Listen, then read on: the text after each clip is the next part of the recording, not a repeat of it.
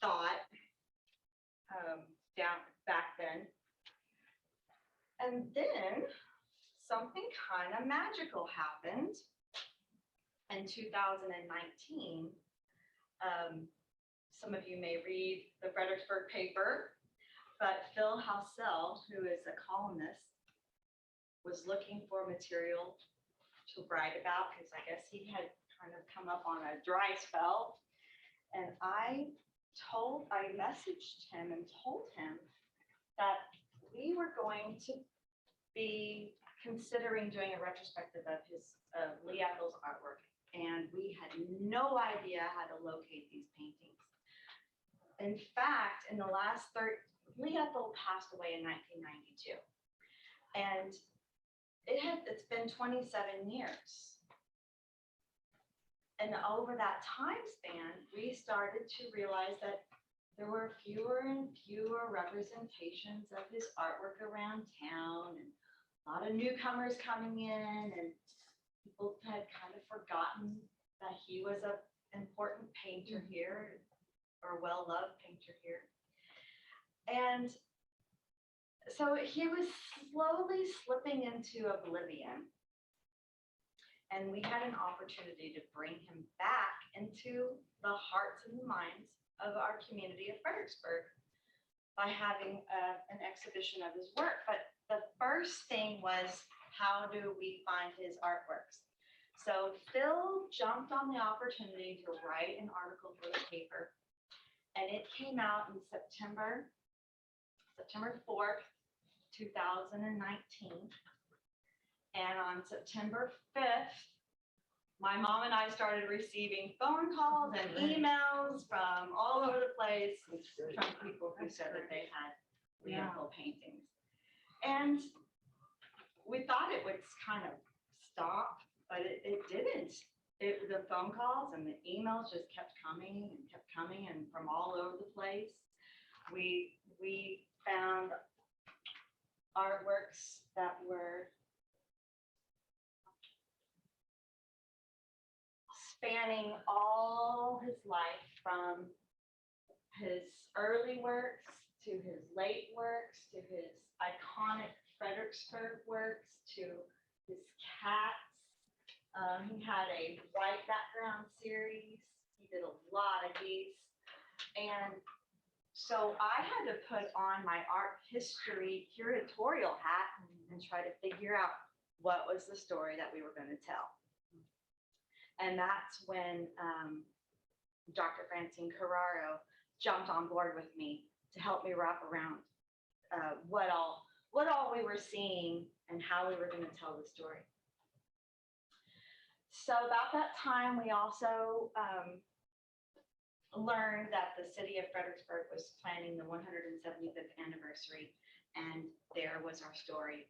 We're going to talk about Fredericksburg and how his artworks captured our community in a very specific point in time, and the legacy that he left behind.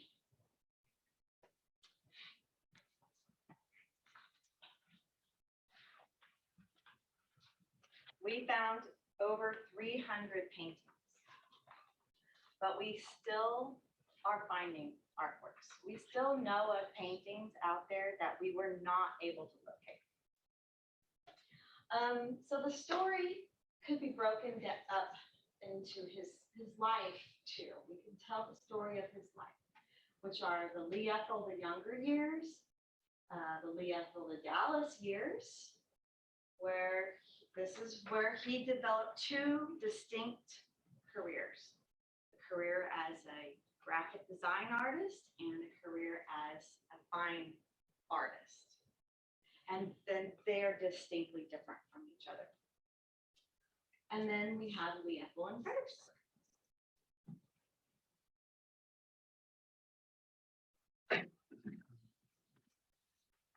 Okay, so we have Lee Ethel, the younger years. He was born in 1926, the youngest of 8 children in Hydro, Oklahoma. His mother was a stay-at-home mom, and his father was a postman. And a very rural community.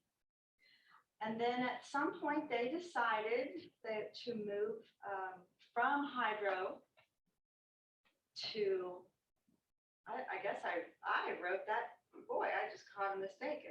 They moved from Hydro to Texas. Mom, do you remember the small town in Texas that they grew up in?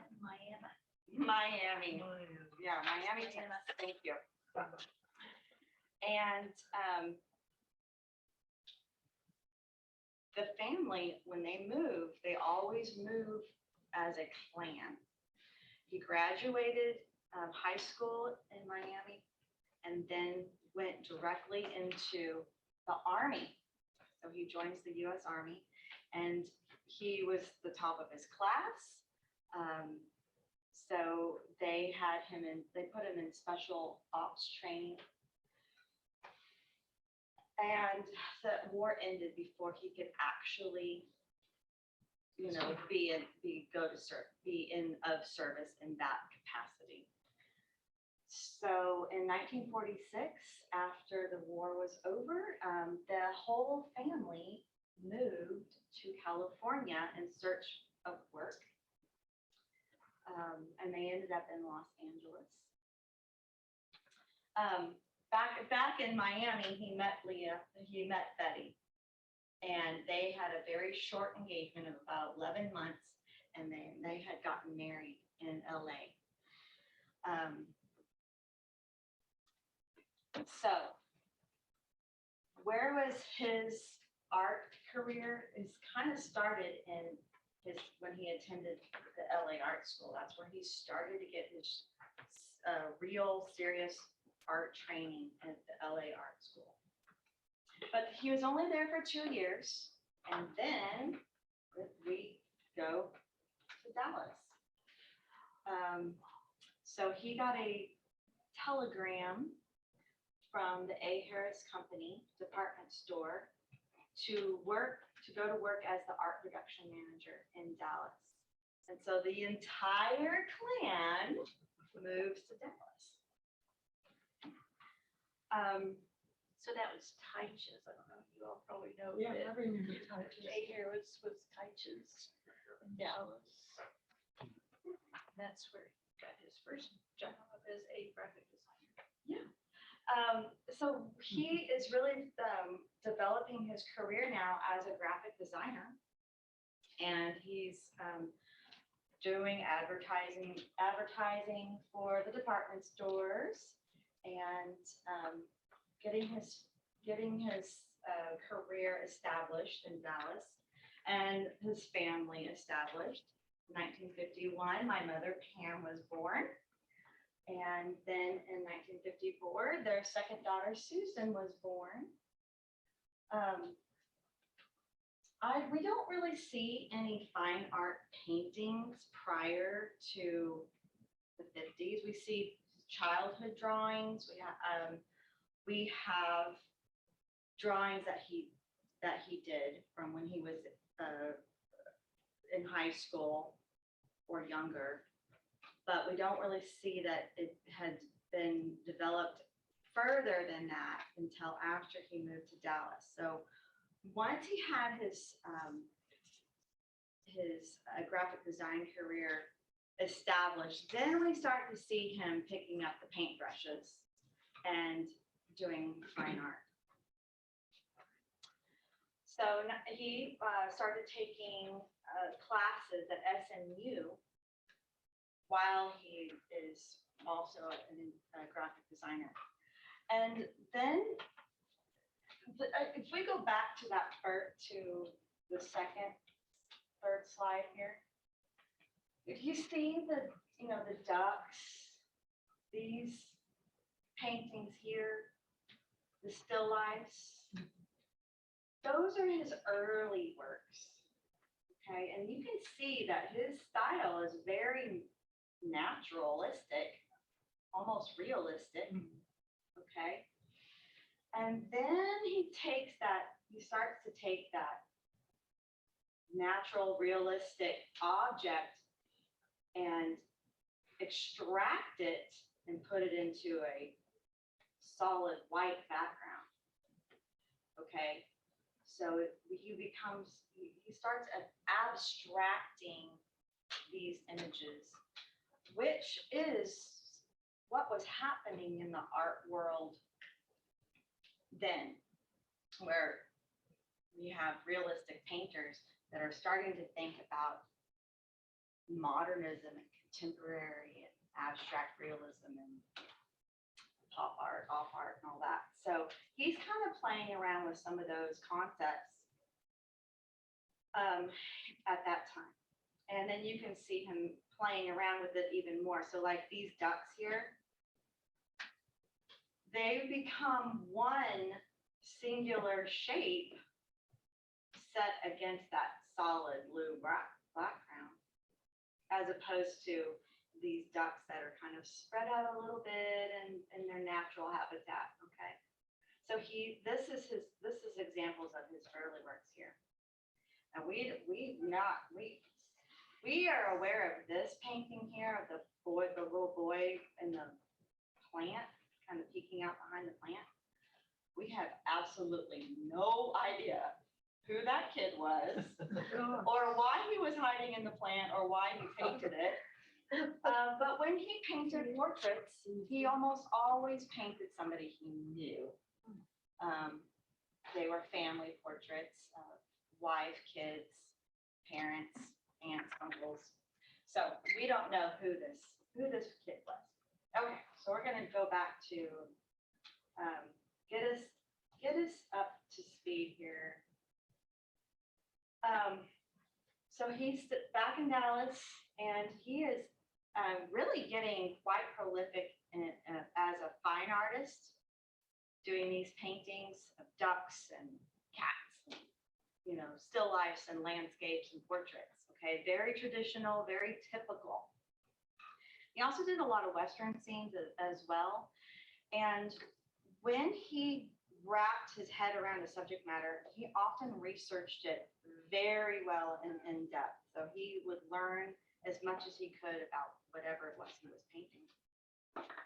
And I remember my Aunt Susan saying, yeah, when he was in his Western years, we would have to stop at every single Western town on all of our family vacations.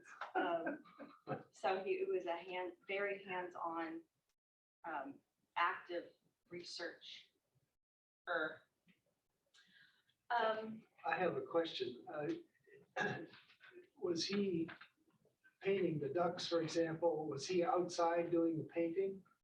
He worked for photographs. Oh, he worked for No, photographs. yeah, they were never live, alla prima. And the boy in the plein bush, air. I mean, that was from a photograph, or? I can probably without any hesitation say that he was working almost always from photographs that he took. I So see. he was collecting his own data that he worked from. So he was in the studio. Yes. Yeah. Yes. Okay, so was his fine art work more of a hobby? I would say that he was taking it pretty serious to the point where galleries were starting to represent him, and he was thinking about having his own gallery in Dallas. By 1973, he had his own gallery with his name, the Ethel Gallery on Ruth Street. And that same year, he and Betty purchased the Carl Hinkey homestead in Fredericksburg, Texas. So while he was still an active and very successful graphic arts designer in Dallas, he was developing a very successful active fine art career with his own fine art gallery, and thinking about what was next and what was ahead, which was Fredericksburg. And he and Betty had fallen in love with Fredericksburg, and that was going to be the next step, was to make that transition to Fredericksburg. And that transition was through the Carl Hinkey homestead. There is a painting that he did of the house on Travis Street, the Carl Hinkey house. Y'all are familiar with that house. You've probably driven past it. It's on the corner of Adam and Travis, Okay. Oh, Mhm. or Yeah. Lano and Travis, I should say, Lano and Travis. Yeah. Everybody, the name. So, stylistically, this is about the time frame in the 70s when his style really started to change dramatically from the realism to this kind of flattened out primitive Americana style. And when we say primitive in the art history world, we are saying that person is an untrained artist or a self-taught artist, which clearly he never was. He was not an untrained artist, nor was he self-taught. Painting in this style was a choice. And we're going to get to that a little deeper. So by 1979, they had restored the Carl Henry home and they put it on the Texas Registry of Historic Places. And this was a trend that was happening in the 70s and 80s. We had a lot of people moving in from the cities, Dallas and Houston, buying properties and fixing them up. Kind of like now. Right. Well, we do have a new influx of people coming in from the cities that are buying, but they're building new homes. They're not buying up the old homes and restoring them. They're buying new homes. What was happening in the 70s and 80s was they were buying up these historic homes and fixing them up so that they would be livable and up to date and putting them on the National Register. So they were preserving the history of Fredericksburg. And he was very much a part of that. So in 1981, he becomes a founding member of the PCAA in Oktoberfest. And from what we understand, Oktoberfest was one of his brainchild. He was on that planning committee that got the Oktoberfest that we know and love now. And he was co-chairman of the PCAA gallery, which was at the time located in the Bryans Cherokee. And so he and other Fredericksburg artists were displaying their works at the Bryans Cherokee. He was very active in the community and the historical society and preserving the heritage of Fredericksburg. And he would dive into history, the history of Fredericksburg. And what he did that next was, through his paintings, preserve the knowledge that we have of our the old, maybe possibly forgotten parts of Fredericksburg history, and also preserving what was happening in the 70s and 80s through his paintings. So he's continuing to prolifically paint Fredericksburg, and he's being represented, his fine artwork is being represented by multiple galleries throughout Texas and Arkansas. We have here in Fredericksburg, it was the Southwest Images Gallery, which I think just recently. But it's been closed for quite a while. Yeah, okay. Susan Gaston was from that. Yeah. And then in 1992, December 2nd, he passes away in his home. Now, during that time, from 1979 to 1992, he was still doing graphic artwork. He was doing it for Fredericksburg and not so much in Dallas. So he was maintaining both careers, his graphic art design and his fine art career, but becoming more known now for his fine art instead of his graphic art.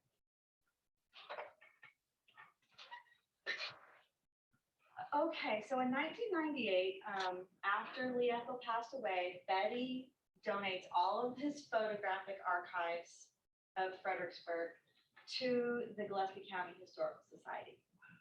And this is one of his photographs. So he would go around Fredericksburg taking pictures of all these old historic buildings and then would be painting from them in his studio.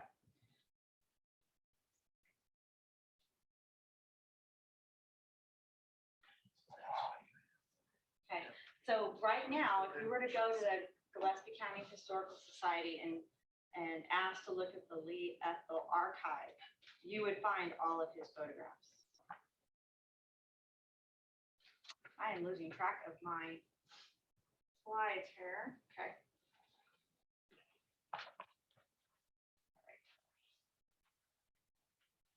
Okay, so capturing early historic Fredericksburg. As I mentioned before, through his paintings, he was capturing early historic Fredericksburg. And one way that he did that was he collected historic photographs from the historic Kilman studio. I don't know if y'all remember the Kilman studio, but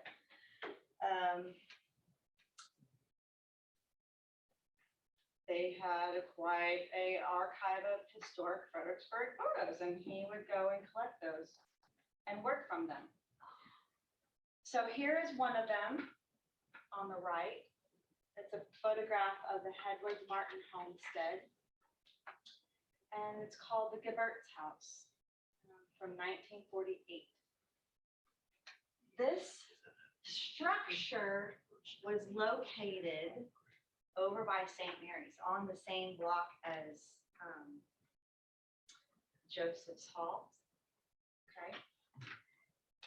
That we think, we are speculating that it was there based on the historical archives of the Gillespie County Historical Society.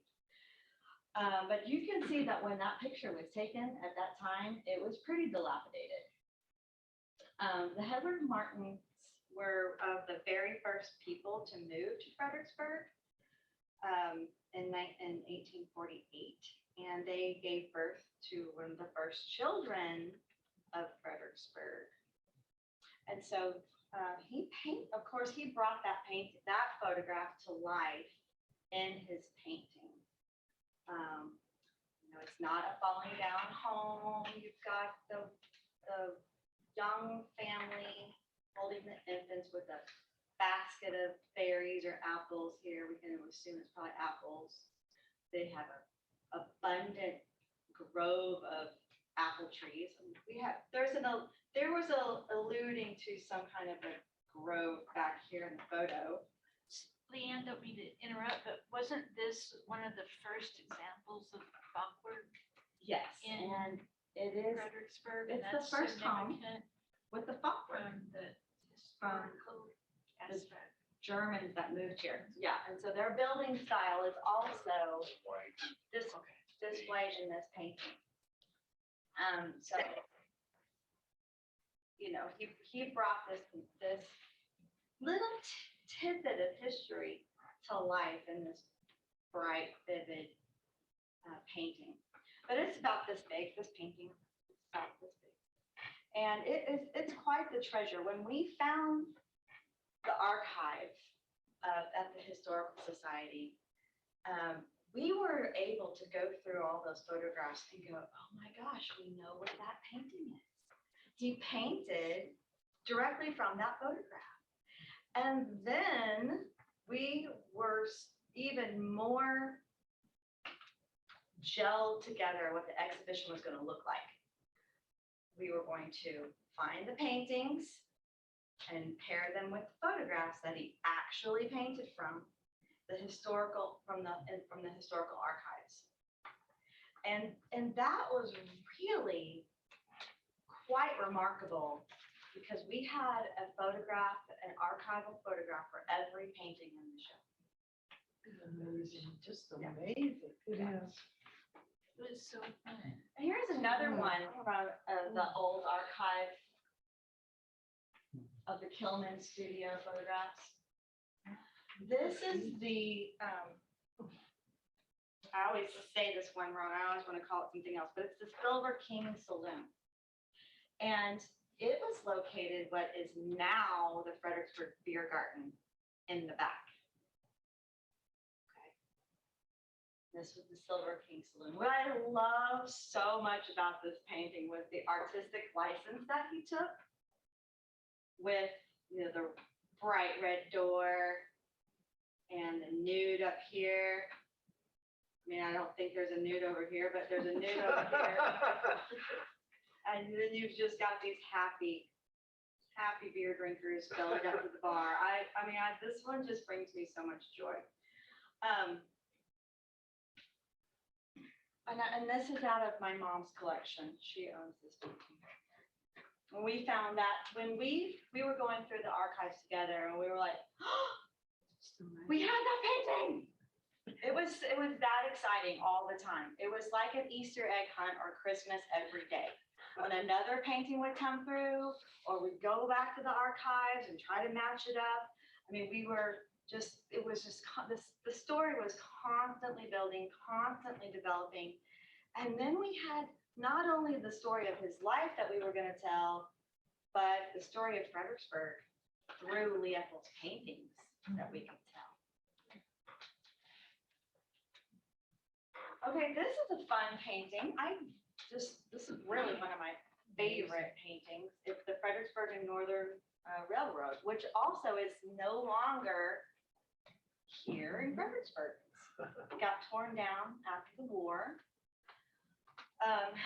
You know, back behind HEB where you have like 5 or 6 roads, Yeah. kind of like Terrible. what is happening here. That's where the railway switch area was. Okay, so that's where this painting, where the images from this painting were taken from. Okay, so this is a composite painting that he built out of 2 old photographs. We have the railroad, the rail car, which was a passenger train that would go through San Antonio. And then we have here the actual depot. Do we know where that is? Does anybody know where that? I think that's in the same, the That 5 same area? Yeah, that street area. intersection. I think it's Yeah. there. It is. Yes. Yeah. This train car, there is one over there, but it is a reproduction car. The Weezers, the Fishers and Weezers, Right. Clan. They, Next to the warehouse. yeah. So that is a reproduction car. That is not the actual train car that's back there. It's a B&B now. It is.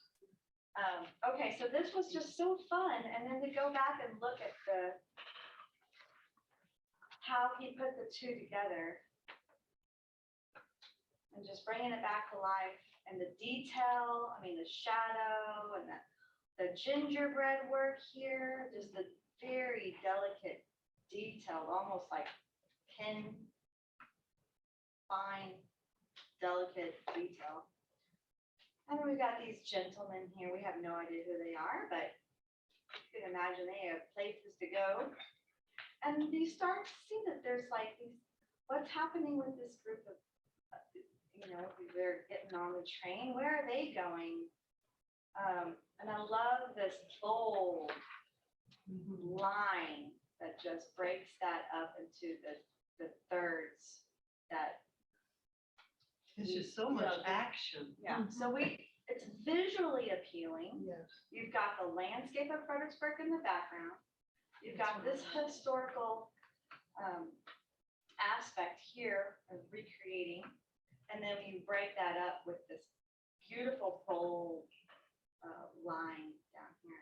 These 2 guys, these 2 fellows holding the foreground as that lower third composition.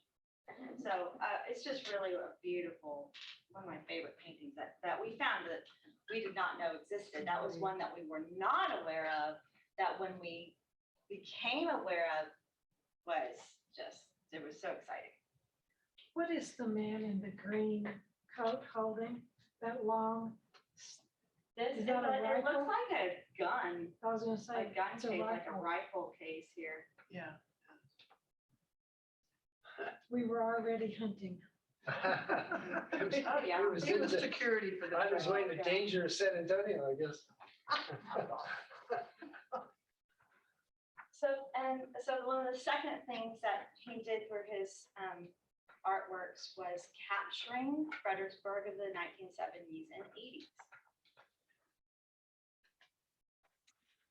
So here we have what you are all I mean, if you're familiar with Ethel's work, then you're familiar with these paintings, these bird's eye view paintings of Fredericksburg. And this is a style, again, that can be interpreted as being primitive, but it's not. This was a choice, and it was based on, if you will go see the catalogs that you have in front of you here, the exhibition catalog, and turn to page 15. He was studying the German heritage and the early German printmakers and map makers. And we have the bird's eye view maps from old world Germany. Okay, so he was intentionally taking his style and incorporating the old world map making to create his compositions. And people loved it. And this is just really what Fredericksburg, what he became known for and popular for, and everybody wanted one of his paintings in this style. So he started commissioning these paintings left and right, and people would want their house incorporated into the landscape. Yeah. So he was personalizing these paintings. And here on the right, you can see, this is a painting that was done for Audrey Joseph, Sharon Joseph's mother. And she had 3 paintings done. Exactly. She requested that Ethel make 3 identical paintings. And he said, well, now why would I do that? Why would you want me to make 3 identical paintings? Well, one for herself and one for each of her daughters. But he was like, no, I'm not going to do that. So he made 3 paintings that had all the same buildings and all the same places. You know, you've got the file house here and the jailhouse and the 2 family homes and the library and the Brian's Kirky and the gazebo. But we're not calling it the gazebo, we're calling it the bandstand. That's right. And by golly, if I should call it the gazebo. But anyway, he personalized each of these paintings for each of the individuals according to what their interests were. And in one of the paintings we have, ma'am, would you kindly take this photo? It's okay. That's my mom, and we're just playing. Okay. He took one of the paintings and incorporated in this top third a row of antique cars because they collected antique cars. Oh, wow. And in another painting, we have other things going on, but so essentially he did what she requested, and he made 3 identical paintings, but they were all each personalized to the individual. And so this was what he was doing for a lot of people, personalizing these Fredericksburg paintings. And so the reason why we do not see these paintings for sale out in antique stores or galleries is because people are hanging on to them. They are treasures, they're family heirloom treasures. And that's part of the reason. One of the, I would say, benefits or the side effects of having this exhibition was that we were able to create a platform online, and we'll get to that, for when and if something did ever come up for sale, we would know about it. And hopefully there would be a market established, because sooner or later, people are going to let go of these paintings, and we hope later, but it will happen, and we want to create that platform. Anyway, we have the bird's eye view, and this is what we call Ethel's Fredericksburg, these compositions of multiple historic buildings. And, you know, they're not always in the same configuration, but he manages to get get what he needs in effectively to tell the story of what's in. I love this one on the left, the Sunday afternoon in Fredericksburg, and this was made into a print, which is out of production. But you have the band playing in the bandstand and the after churchgoers coming to listen and dogs and kids playing catch in the park and the things that we still know and love about Fredericksburg then are still alive and well today. So one of my favorite memories of my grandfather was we were on vacation in Fredericksburg for Christmas in 1985. And at the time we lived in Nebraska, and that is where I grew up until I was 15. We didn't move to Fredericksburg until 1990. But we were on vacation this particular winter for Christmas. And we happened to have it at that Travis Street home, the Carl Winky home. And we woke up on Christmas morning to this beautiful, magical snow on the ground. And I think that really was a significant event because he went on to paint a lot of paintings of Fredericksburg in the snow from that, and they're always Christmas themes. They always have, the Christmas decorations and the lights and the wreaths, and so that was significant. Not only was I there to witness that magical moment in Fredericksburg that we rarely get snow, and well, no, we've had more snow in the last couple of years than we'd like to admit, but back then it was extremely rare.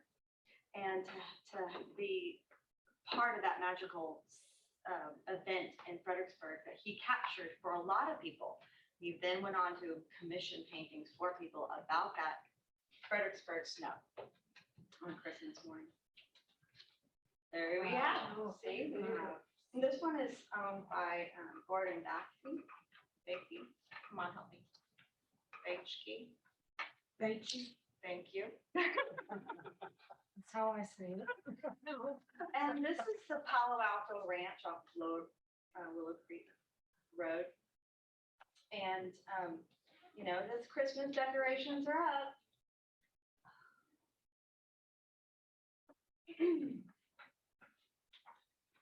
Okay. And I have to That's say fine. this, Let's go he- back. he's combining fine art, that one on the right, with his graphic design. Look at those trees. Absolutely. Those trees are what he would have put on a graphic design. So what we have is a marriage now of his two careers, his graphic arts design career and his fine arts career. His years in Fredericksburg was where he married these two, and you can really see that in his painting. This is very much his unique style. Right. What is that painting on the right? This one here? Yes. That is Palo Alto Ranch off of Willow Creek. Willow City. Creek I know Road. exactly. Or Crabapple, sorry, live there. Crabapple. Oh, okay. I don't recognize it like that.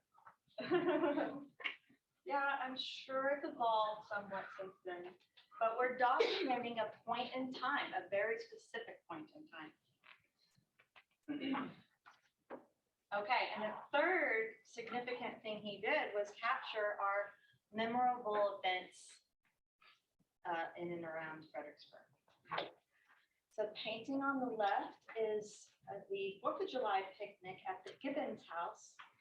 And this was, he and Betty were a member of the St. Barnabas congregation at that time. And every 4th of July, George and Cece Gibbons would host a 4th of July party for the entire St. Barnabas congregation.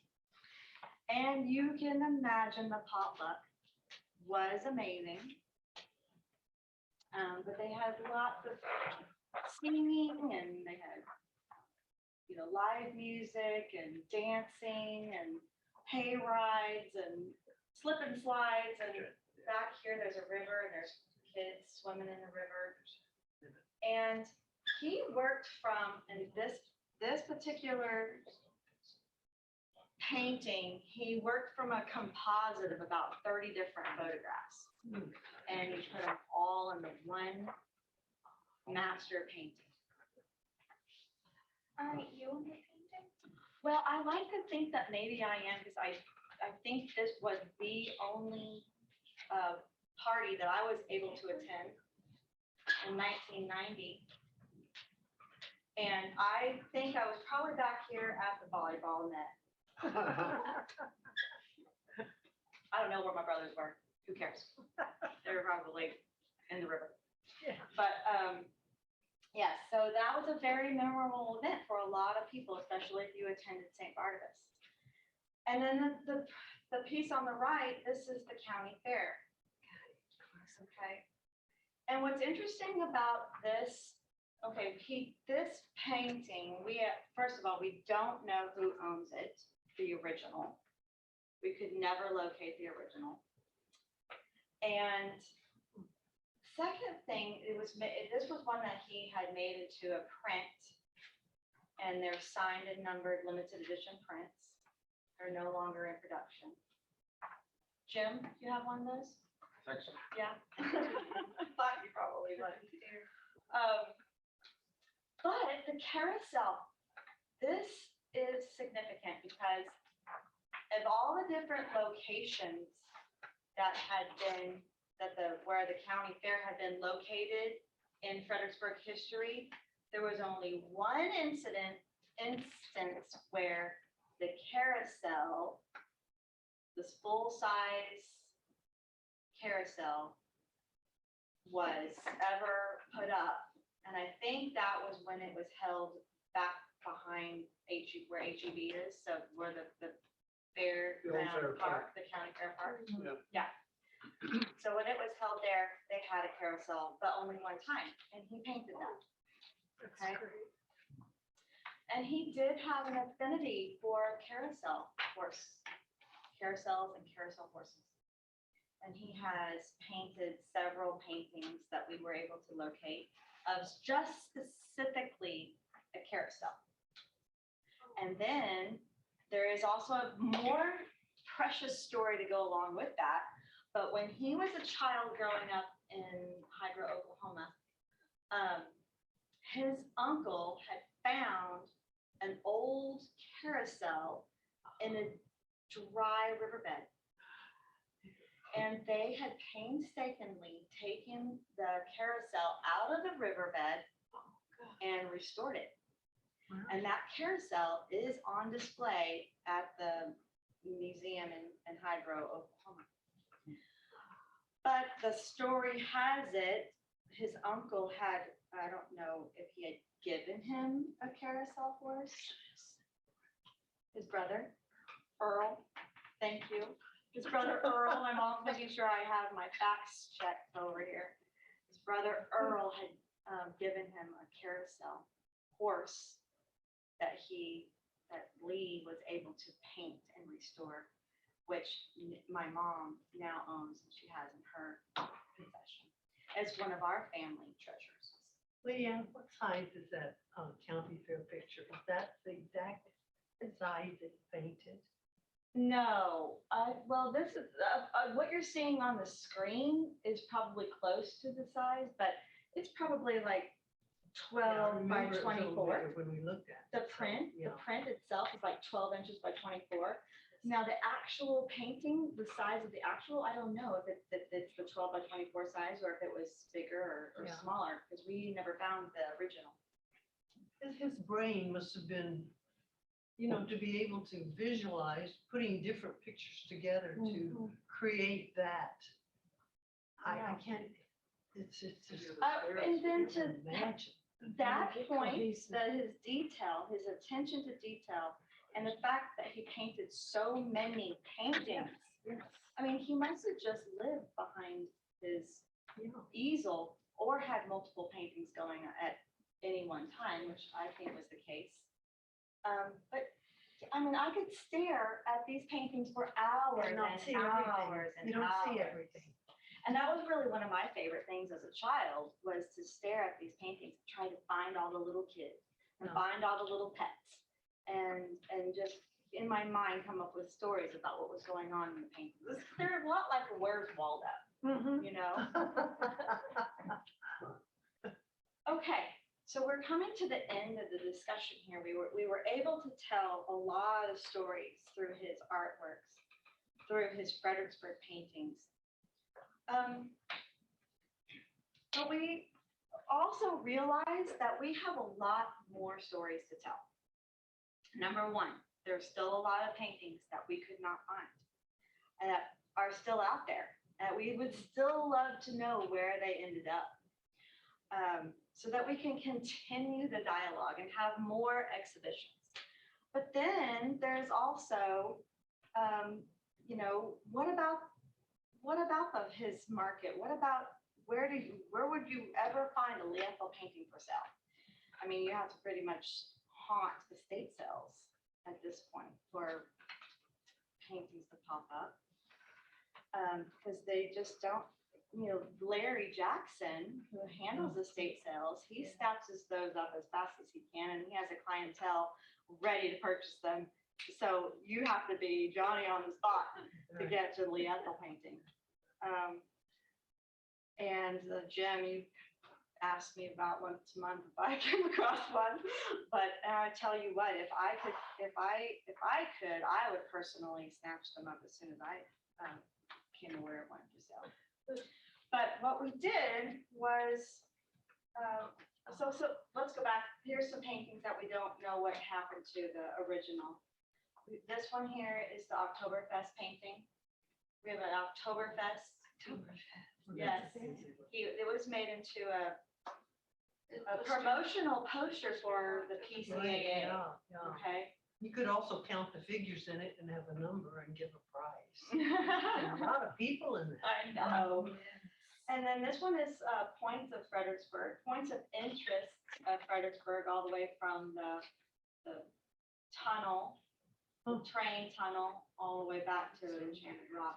And what I really love about this one is that he incorporated balanced rock, and it's really the only painting that we know of where he incorporated the balanced rock, which, as you know, was destroyed. No longer balanced. I know. But we have it here in the painting. Okay, where's my little thing? Okay, here is the Keller stable from Liveria. I believe that was a Fredericksburg painting. And this is a fun one that we are aware of exists, but we don't know who has it. It is an auction, country auction. You got all these old cars up front here. And then the people coming to inspect all of the objects that are available for sale. Yeah, so, and this is just a couple of a large number of paintings that we were not able to locate. We have no idea who the owners are. You know, where did they, we know who originally purchased them, but those people don't have them anymore, and we don't know, we can't be stalking the family members, but we, you know, we have to hope that eventually they will resurface and we'll be able to see these in person again, but they're out there. Okay, and so I established online through a website called askart.com a Lee Ethel listing, and this is where, for future reference, if anything come up for auction in a known auction house, it would get listed publicly and then put on this website.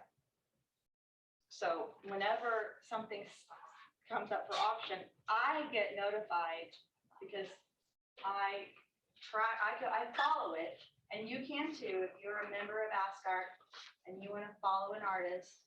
You would get an alert when a Lee Ethel painting came up for sale. So this is just for, you know, hopefully, you know, a future date, we will have an online forum for Lee Ethel paintings that come available for sale. And then lastly, this is a new dialogue that we did not have a chance to talk about in the Lee Ethel exhibition, but this is where we would go with it, is that Lee Ethel as a regionalist, he did not just paint Fredericksburg. He painted a lot of Texas towns. He also painted towns in Arkansas. He painted towns in New England. We have a whole repertoire of his favorite, vacation spots that he painted in this style. This is, I believe, this one is Kilgore, Texas. So it should be. Yeah. But we have the King William District in San Antonio. We have Bernie. We have Gulf Coast towns. Oh. We could do an exhibition of just different towns of Texas that he painted. So we hope that there will be an opportunity in the future that we can continue the dialogue of who Lee Ethel was, not just as a Fredericksburg painter, but as a regionalist painter. And I want to end with Dr. Francine Carraro's discussion that she had for the panel discussion. I'm going to quote her takeaway from Lee Ethel's paintings as an art historian, what she has to say about Lee Ethel. Lee Ethel was a very good fine artist who developed his own individual style, and he was successful. The fact that his reputation was not recognized or celebrated in his own time by the art world is inconsequential. Lee Ethel perfected his own individual realistic painting style at a time when abstraction was revered by the critics, which accounts somewhat for the fact that the record of Lee Ethel's art is silent. Art critics and curators essentially did not know about his art because he did not enter juried exhibitions or receive art reviews, or generally promote his own art because he did not have to. Moreover, Lee Ethel's individual approach and style was unique. He was definitely not a primitive or naive artist, but rather he was directed, highly competent, mission-driven artist. His paintings were not documentaries, nor are they memory paintings. His artwork is not like that of Grandma Moses or Clara Williamson. His portrayals of culturally important architecture are neither nostalgic nor romantic, nor are his paintings of important architecture merely illustrations. They are careful depictions of the historic importance of a particular place. In the larger sense, Lee Ethel's paintings of domestic and public architecture of Fredericksburg create a composite portrait of American culture. Lee Ethel made a significant impact as a fine art painter because he captured the spirit, heritage, and history of Fredericksburg. Very nice. Amen. Beautiful. Do you all have any comments or questions or insights? I'd love to hear them. Piper?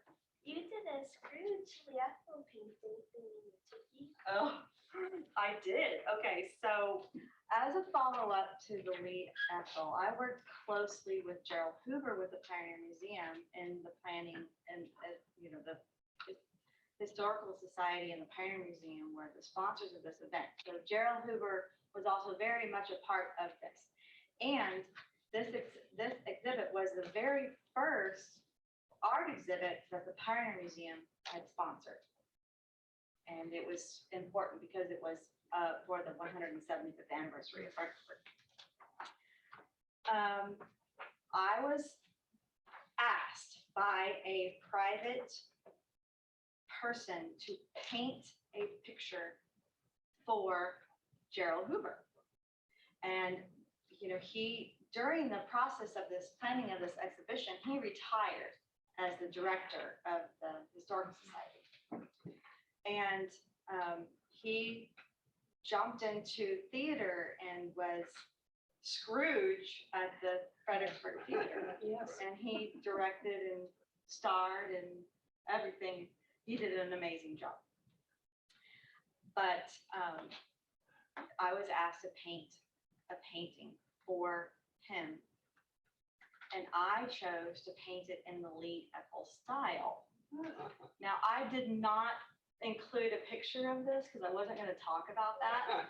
But I have to tell you, my takeaway from that was, I am not Lee Ethel, and I cannot paint like Lee Ethel. And I came somewhat close to a Lee Ethel representation. But the time involved in getting all the details in the paintings, it took me 4 months. And I was very methodical and slow because I wanted to really get it right. I don't think I got it right, but I did give it my college best effort. And what I learned was that he had really developed this process of painting.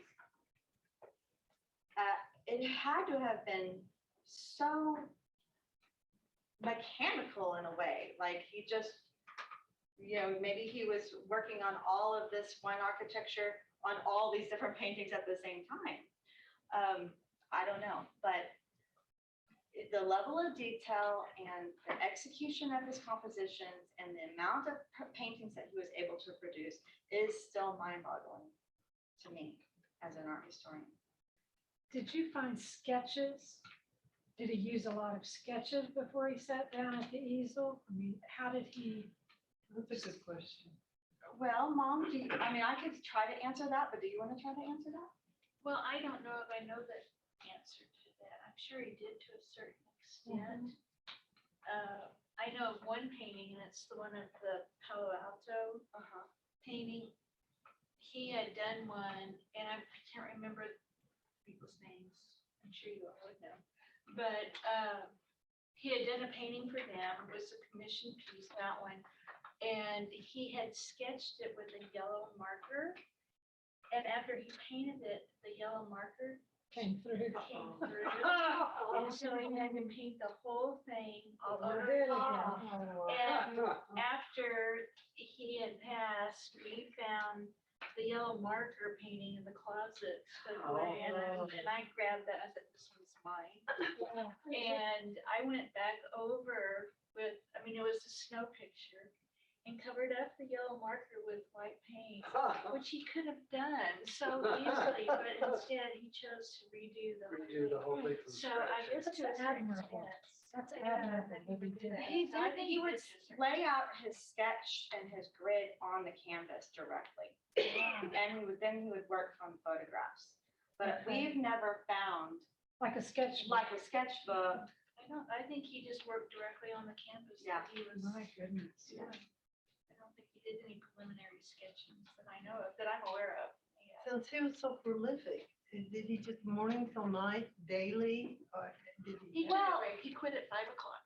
He Well, quit he at had a 5. pretty active That's social good to life. hear. I think he was keeping that, he and Betty were very active socially, and so they kept that. Yeah. Well, that's good. Yeah. That's why he's got. He wasn't a good smile. slave to his work. But that's where we always found him when we came over. I remember that forever. He was in the studio in his house. He was working and doing all this stuff. And so that was where he was. Yeah.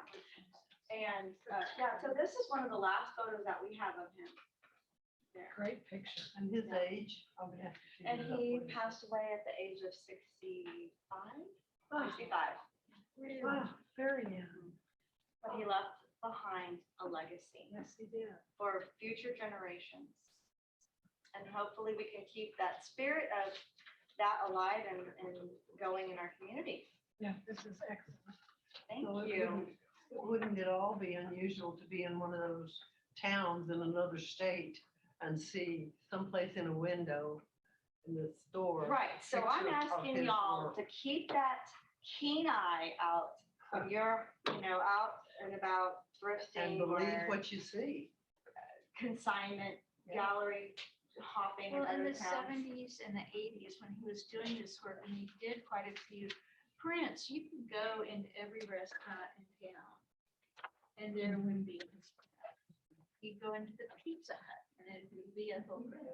I mean, it was just, he was just all over. And then all of a sudden, it just kind of gradually, they replaced him with something a little more. So, Yes. what's next? I mean, do you have another event coming up with the 175th in May, or? No, unfortunately, I don't have anything in the works right now. I need more material to come forward. We kind of tossed around the idea of doing a coffee table book, that would That would be be great. beautiful. Wouldn't that be But gorgeous? that's a project that requires another grant, another sponsorship, and a committee. It's not off the table. It just, we need to plan that Mm. strategically. And then get relocate these paintings, get these people to sign off on the reproduction of them, all of that. But could we have another exhibition of his artworks? I would love to. I would love to have an exhibition of just his cat paintings. Mm. He was a avid cat lover, and he painted a whole body of work of just cats against quilts. Oh, well, that's two quilts and cats right there. There you go. I got you sold on that one. Yeah, Okay. that's wonderful. Yeah. I thought that the open house that you all had was just fantastic, of the people that attended that had no clue of what they were coming to see. They were going because their friends were going, or they were on the board someplace else with them, or they heard the name, or Geraldine said, hey, you need it. And they were just educated Yes. by what you, what did you have, how many, you had 40?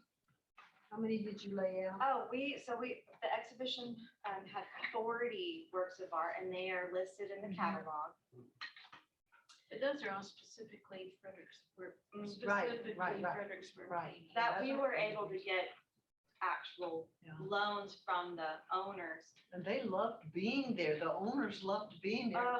Look, this is my name. Yeah. and This is what I have in my And those house. were people who knew and loved Lee when he was alive. Yes. Right. So to have one of his paintings meant you knew him, Yes. and to know him was to love him. So that was a special reunion, not only of paintings, but of people. It was amazing. Yeah. It was fun. So, is the talent passed on? Well, my mom is shaking her head. Yeah, well, Leanne definitely has talent, maybe in a different direction, but my son Casey is just an amazing artist. Oh, that's And great. so it skipped a couple of different, maybe generations, at least one. And you're an artist. Well, not anything like Dad was, but I would say Casey was one, when you say. Yeah, Casey is very talented at what he does. And I have a degree in art and art history, but I haven't really utilized my gifts in that way. I taught art, they say if you Yeah. can't do it, you teach it, right? Yeah. I taught high school. You're talking to most of the people in this room. so- I mean, you painted paintings of me and or the kids when we were young, little horses. And Piper she's quite the illustrator. We'll see what Keep it up. develops from her. Keep it up. Okay, well, that is Thank you. basically my talk for today, and I am so thankful for you all to be here. Thank you very much. Thank you. And I must give you a compliment, your work that you do. People have come and looked at that great big family picture of mine that you framed, and they want to know how I picked out the, Oh, and I said I didn't. They loved it because it Well, I looked love like hearing that. the linen, you look at it and it's like linen. Beautiful. well, thank you. Very good. Gorgeous. So come see me at my framing studio. Absolutely. Well, enjoy the rest of your evening. Thank you for proposing. Great.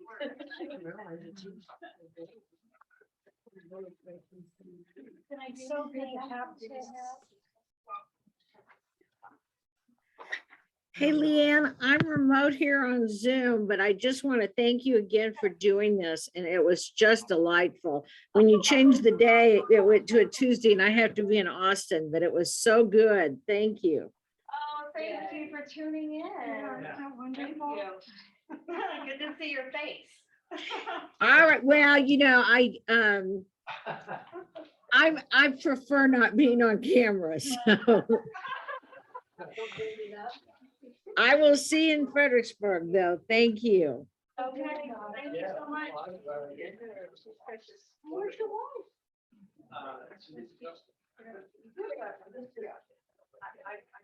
You must have gotten a memo. I didn't get a memo yet. When the group were here, the first bunch.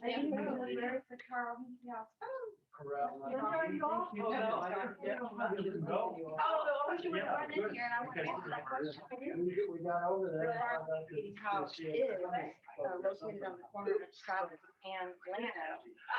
There's a real estate office there now. It's right across the street from, I saw him hanging. no, there's not a, yeah, you can go in and check it out. I just recently. We have the open home and then this is our third thing today. We have a rehearsal No, tonight. yeah. Which one tonight? Tonight is Shredder rehearsal. Oh. I can look very good. We have three more. Thank you so much. Sorry. Yeah, no. Tomorrow. A long time. Oh, okay, I thought you seemed familiar. So, oh, yeah. And then we're also. doing action supporting stuff. Absolutely. Start. You're Yeah, now, Monday. Yeah. Self, I'm not a shameless self promoter, okay? No, just for you, for us,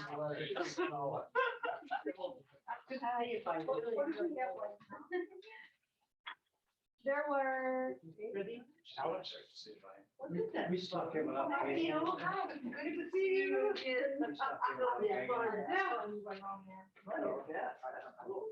Thank you. Cowboy party this morning and, boots and all that other stuff. Way to go. Yeah. So they just keep on, every day. Well, look at all the fun stuff we've got to do.